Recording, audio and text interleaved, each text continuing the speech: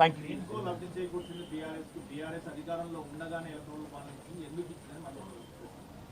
ఏ మంత్రి? బాంబులేటి గారా? బాంబులేటి గారు వారికి ఒకటి చెప్తా ఉన్నా నేను. ఎలక్టరల్ బాండ్స్ విషయంలో పాపం సీనన్న ఆనాడు మా పార్టీలో ఉన్నట్టున్నాడు.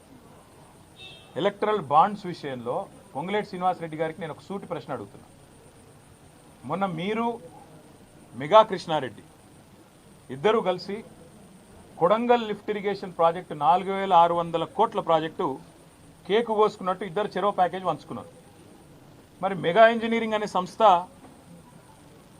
కాంగ్రెస్ పార్టీకి 22లో 23లో 100 కోట్ల రూపాయలు ఇచ్చింది ఎలక్ట్రల్ బాండ్స్ రూపంలో. మరి ఇవాళ నేను అంటే ఇది క్విట్ ప్రో కో.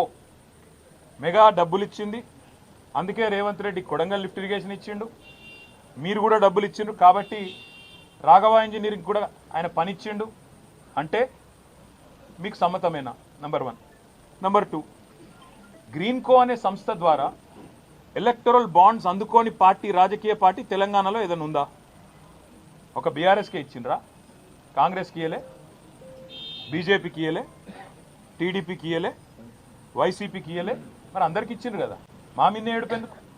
ఇంకోటి నేను అడిగేది, క్విడ్ ప్రోకో అంటే ఏంటంటే అసలు ఆ మాటకు అర్థం తెలుసు ఆయనకు? క్విడ్ ప్రోకో అంటే నీకింత నాకింత. సరే ఆయన నాకు ఇచ్చిండు అనుకుందాం, నేనేం ఆయనకి ఇచ్చిన? చెప్తాడా? రుజువు చేస్తావా? ఆయనకి ఏమొచ్చింది ఇలా? మీరు చెప్పురు నాకు, దయచేసి నాకేం అర్థమవుతుంది. క్విడ్ ప్రోకో అనే మాటకి ఏంది? నీకు ఇది నాకు అది. సరే ఆయన నాకు ఇచ్చిండు, నేను ఆయనకి ఏమి ఇచ్చిన భయ్? చూపెట్టు. దానికి అర్థం ఉంది. ఇలా పేపర్లు తాటికి ఆయన అక్షరాలతో రాసిన క్విడ్ ప్రోకో అని. రాసేటప్పుడు 1-2 సార్లు చూసుకోవాలి కదా ఏం రాస్తున్నాం, అది ఇంగ్లీష్ మాటనా లాటిన్ మాటనా, అంటే దాని తాత్పర్యం ఏంది, దాని అర్థమైంది, 1-2 సార్లు చూసుకోవాలి దయచేసి. ఇప్పుడు మంత్రి చెప్పిండు, ముఖ్యమంత్రి లీక్ ఇచ్చిండు, లీక్ వీరుడు చెప్పంగానే మేము రాసేస్తాం. ఇట్లయితే ఇట్లా అడ్వర్టైజ్మెంట్ల కోసం ఇట్లనా? దయచేసి నేను కోరేది మీడియాను కూడా, మీరు 1-2 సార్లు ఫ్యాక్ట్ చెక్ చేయండి బాధ్యతగా. ఎందుకంటే యువర్ 4th ఎస్టేట్, డెమోక్రసీలో 4వ స్తంభం మీరు. ఒక స్తంభం అబద్ధాలు ఆడుతుంటే, దాగుడు మూతలు ఆడుతుంటే, సగం సగం ఇన్ఫర్మేషన్ ఇచ్చి అర్ధసత్యాలు ప్రచారం చేసే ప్రయత్నం చేస్తుంటే దాన్ని ఫ్యాక్ట్ చెక్ చేయకపోతే తప్పు కదా. ఎక్కడ క్విట్ ప్రోకో? నేను ఈరాళ్ళని సూటిగా అడుగుతున్నా. మెగా ఇంజనీరింగ్ అనే సంస్థ మాకు కూడా ఇచ్చిందండి, అది కూడా చెప్తున్నా. మళ్ళీ ఇంకేదో దివాలా కోర్ స్టోరీ స్టార్ట్ చేస్తారు. లేకపోతే అందరికి ఇచ్చిండు ఆయన, కాంగ్రెస్కి ఇచ్చిండు, బీజేపీకి ఇచ్చిండు, టీఆర్ఎస్కి ఇచ్చిండు, అందరికి ఇచ్చిండు. మరి మెగా ఇంజనీరింగు ఆ రోజు పైసలు ఇచ్చింది కాంగ్రెస్కు, తర్వాత రేవంత్ రెడ్డి కొడంగల్ లిఫ్ట్ ఇరిగేషన్ ఇచ్చిండు, మరి అది క్విట్ ప్రోకోనా? ఇవి రేపు నాకున్న సమాచారం మేరకు మల్లన్న సాగర్ నుంచి 4000 కోట్ల ప్రాజెక్టు మెగా ఇంజనీరింగ్కే రాబోతుందని నాకున్న సమాచారం హెచ్ఎండబ్ల్యూఎస్లో. అది కూడా క్విట్ ప్రోకోనా?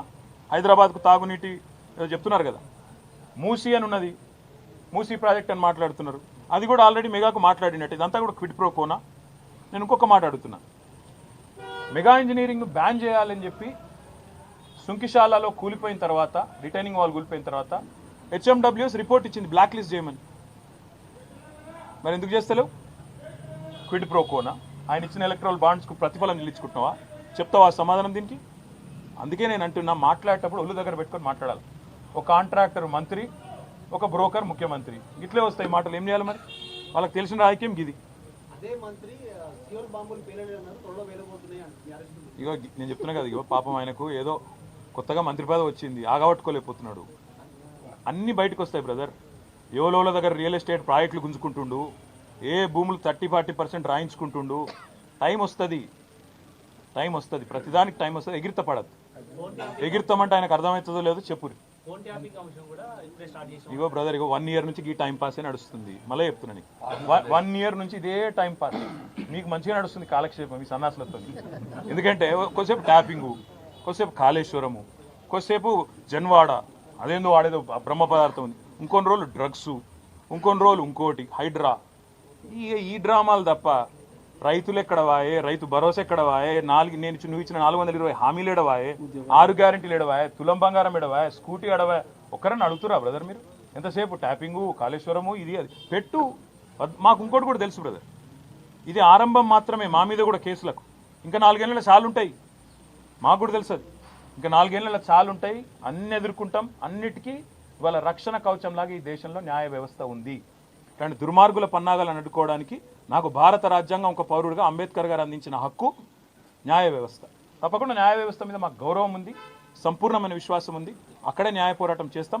ఇంకా చాలా ఉంది మాట్లాడేది, కానీ ఇవాళ వద్దు, ఇవాళకి చాలు. ఎందుకంటే ఇక మళ్ళా మస్తుగా ఉంది మాట్లాడేది. బరాబర్ మాట్లాడు. Thank you.